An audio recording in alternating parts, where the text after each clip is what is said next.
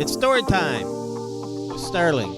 This is your host, Steve Stifler. We're at the studios here at the Newberry News, and we have Sterling here sitting next to me. How you doing today, Sterling? I'm doing pretty good. Well, good. So what is today's topic on story time with Sterling? I thought we would look back at basically the evolution of how Newberry got started. And I know we've talked about this sometime, on our Wednesday mornings when we putting labels on the paper. And I always find this really interesting. So I think our listeners will find this interesting as well.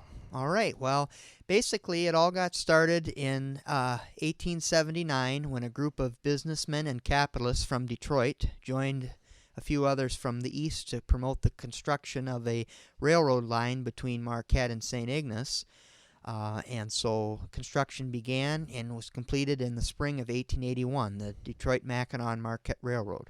So, Newberry, there has to be a man behind the name. What can you tell us about him? Well, John Stoughton Newberry was a very wealthy businessman from Detroit who was an investor in many different companies. And so he was invested in the railroad being constructed, and also there was another person involved with the railroad by the name of James McMillan.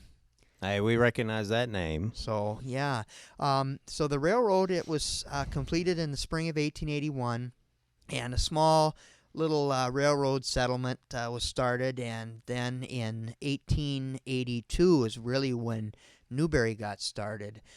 John S. Newberry was also part of the Vulcan Iron Company. They established a pig iron manufacturing plant here in 1882, basically with being along the railroad, and also there was an abundance of hardwood in the vicinity in the woods of north of Newberry. So they figured, well, if we have the camps where we can cut the wood to be used to make the charcoal, which was used to fuel the iron furnaces, right, it'd be a good place for establishment of the iron company. So did Mr. Newberry ever live in this area? Did he visit? What's the story behind that?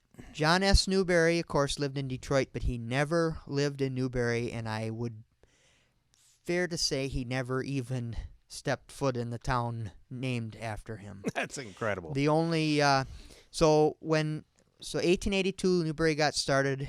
When they laid out the town, they decided to name the streets after his family, which includes John, Truman, Harry, Phelps, Handy, Parmalee, Robinson. All are names in the Newberry family. Truman Newberry was one of the sons of John Newberry. Of course, Truman Boulevard is who that's named for, or is named after Truman.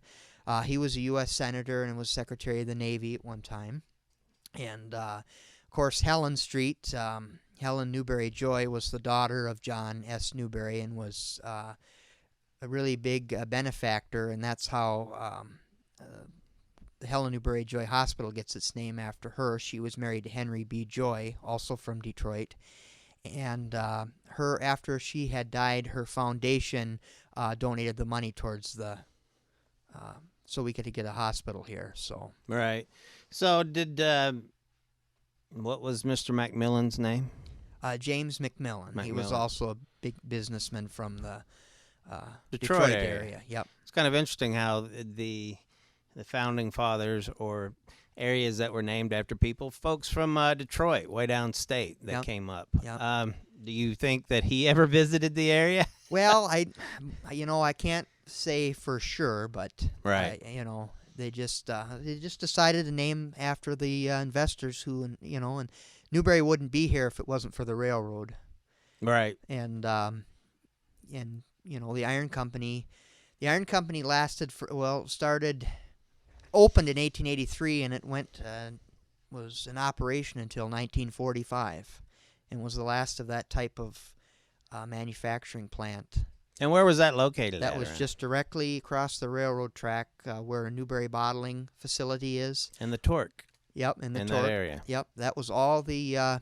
There was company houses and company store. The Vulcan store was actually probably the first store in Newberry, and okay. So it was quite an operation. And you have pictures of all that, right? Oh yeah, yeah. Oh yeah. So whenever we have our picture show, around the 4th, you probably pull all those out, right? Well, we've got a good example of some of the buildings, and I know there's a good one of showing the guys in the casting house where the molten iron would run down into the sand beds in the casting house. Okay. And produce the 90-pound pieces of pig iron. We could probably do a separate show sometime on just the iron company, but because that was really, that in the state hospital, were really the lifeblood of Newberry. Right. So, but we can talk about the iron company one of these days, and Well, we'll have to talk about the railroad as well. yeah. We just wanted to kind of look into, how Newberry got started, why it was here. And we've also teased the audience with a couple of other storylines that we can run with in the future. Yeah, So, that's right, yeah. all right.